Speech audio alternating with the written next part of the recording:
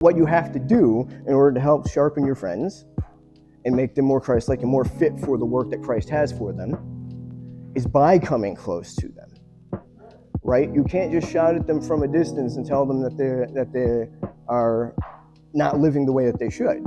You know, you have to get in there.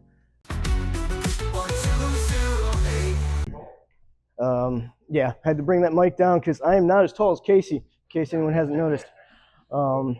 Wow. I feel very humbled following all of the talent that was compressed in that worship band. And I appreciate that Amity has so much energy and she just hyped me up so well. I pray that I will not disappoint. Now, last week we were given a message by Robert Cunningham. And when I realized that there was no way I was going to be able to dress up and match how much style that man has, I just decided to be me and be it, and just max out my Gen X nerd look. Yeah.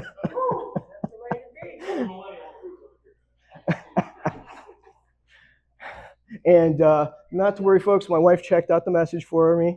She told me not to put in too many references, so I will be doing slightly less pop culture references than my fellow Gen X member, Robert Downey Jr. from the Iron Man movies. So here we are at 1208, and one of the things that we do at 1208 is we are about making everything in Jackson as it is in heaven. It's right across the back there. I got it on my shirt. You saw it on some of the shirts that other people are wearing. And one of the ways we do that is by inviting Jackson into the hope and repair of heaven. And we do this through 6 values. The value I'm going to be touching on today is Holy Metamorphosis. And it is about healing and wholeness. And we engage in that by cultivating Christ-like transformation, by trusting the Spirit to transform our hearts, minds, souls, and strength, offering care, spiritual formation, and restorative practices that invite believers to experience resurrection life in the present. And let's keep that in mind as I go through here today. I'd like to start with a story. As anyone who knows me knows, I am a father. I have 3 children, and the youngest of these is Hope. And Hope is a wonderful ray of sunshine and a huge bundle of energy. And we were one Sunday afternoon in summer hanging out at Tasha's parents' place, and we were having a good old time. We had dinner, we played games. It was a fun time. But of course, all parents know that if you take your eyes off your kid for 2 seconds, they're going to decide to do either the most dangerous thing they can find or the most messy thing they can find. My lovely daughter, who was 3, maybe 5, she had opted for both.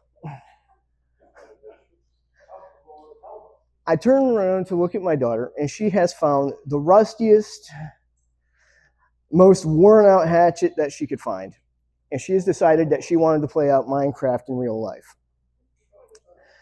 She went ahead and she started attacking a bench made out of cement that her grandfather had just painted blue and maize.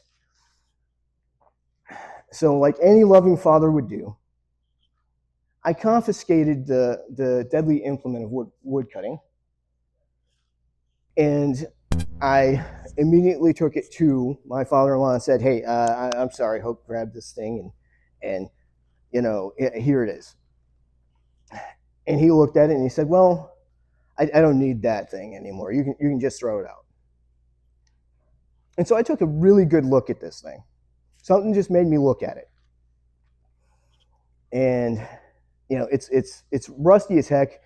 The edge is all blunted and chipped and pitted, and the handle, the rubber on it is all brittle and you know, almost falling off. When I said, "Hey, hold up, I could use a hatchet." And I told my father-in-law, hey, if I can fix this thing up,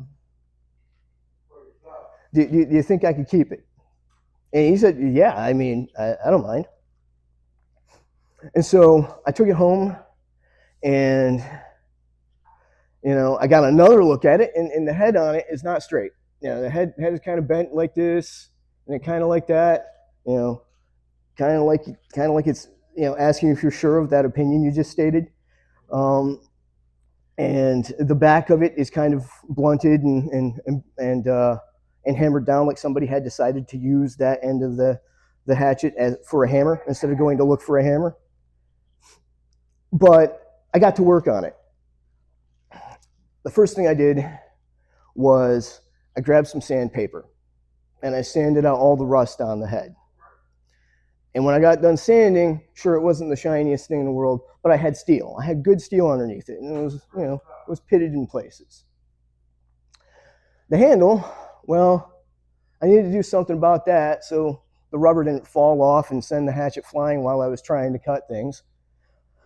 And so I, like any good redneck engineer, I broke out my duct tape, and I duct taped the heck out of the handle. And for the edge, I found a file, and I filed down that edge, and I put time into it and tried to keep it even and straight. And you can ask my wife, I'm a perfectionist, so it had to be just so. But I was able to use that hatchet to do some gardening work around my place because I had put in the time and effort to get it to where I could use it. Yes, I sent the father-in-law pictures of it. And so that brings me to my scripture reference. And don't worry, I'm only going to do one line of scripture today. And I understand when somebody starts referencing scripture, they're supposed to do a bunch of lines of scripture, but I'm only doing one. Now, to add further confusion, I'm going to be quoting from the King James. I know. It's going to confuse the heck out of people, because when you do the King James, you're supposed to read a whole chapter and just let people figure it out. But I figured I'd do it a little bit differently today. We're coming from Proverbs, chapter 27, verse 17. As iron sharpeneth iron, so a man sharpeneth the countenance of his friend. And this clearly means we have to go ahead and sharpen our friends' faces with our own faces, and take each other's faces off. No, it's more metaphorical than that. I did plumb into the Esperanto translation to help me figure this out a little bit better. The word for face or countenance was regardo, which means someone's look, how they are looking at something. And the word that they used in the place of friend was proximalo, which means one who is close. And I guess that kind of meets a little bit better. And we can use my experience with that hatchet to lend inspiration to how we do this for our friends. How we help our friends become more Christ-like by being iron sharpening iron. For the people back in the time when they wrote Proverbs, iron was like the strongest thing they found. They hadn't really developed steel yet. And the idea of iron sharpening iron would be known to most people. But what you have to do in order to help sharpen your friends and make them more Christ-like and more fit for the work that Christ has for them is by coming close to them. Right? You can't just shout at them from a distance and tell them that they are not living the way that they should.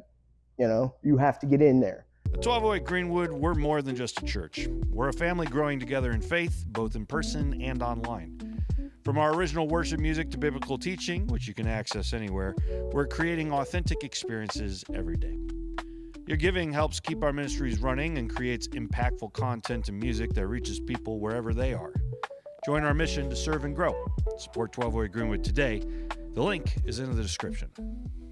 You have to be willing to get messy, right? When I used that file on that hatchet, I had to be willing to let the file get a little bit rusty and get some of that mess on it in order to work on the hatchet. And so we can help our friends get rid of these things that are holding them back, get that rust out, so to speak, by doing that. Part of our Holy Metamorphosis is further expanded by moving at the Spirit's pace, rather. We have to be willing to put in the time. I did not just, get that hatchet ready like that. The quickest portion of that was wrapping the duct tape around. The rest of it took time. The rest of it took effort. The rest of it was me getting a whole bunch of dust all over the place and asking my wife to forgive the mess that I made on the kitchen floor. And we also have to do so, with our friends without condemnation. We're not condemning them. We do have to use discernment and judgment, but there's a difference between judgment and condemnation.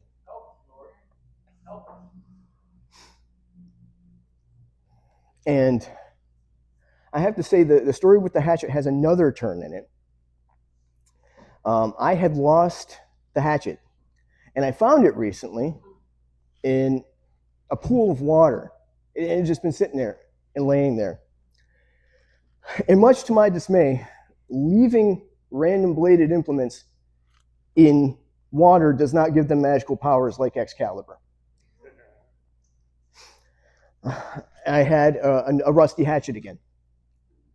So I took the hatchet out of there, I let it dry for a bit, and then I was able to create a cloud of dust by banging it against my hand, just rusty all over the place, which Brendan was excited about. He was bouncing around, and he correctly called it ferrous oxide.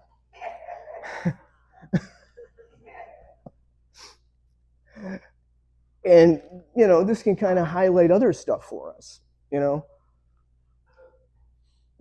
If we leave our friends, our brothers and sisters alone to deal with a bad situation without our help, then they can go ahead and they can get into a bad situation like they were before. Like the thing that we saved them from before, they can fall back into it. Now, I haven't repaired the hatchet back to where it was. I am dedicated to that, so you guys can hold me accountable for that later. But I did get it sanded down again. I did take off the duct tape and the rubber that fell off, because the rubber was now reduced to a brackish, slimy mess. That was not fun. But again, it's a mess. You have to be willing to get into the mess with folks. And so I guess my call to us today, to help everybody that we know experience Holy Metamorphosis, is to be that iron for our friends, right? Is to help them get that rust out. So let's go out there, folks, and let's keep each other sharp. Green.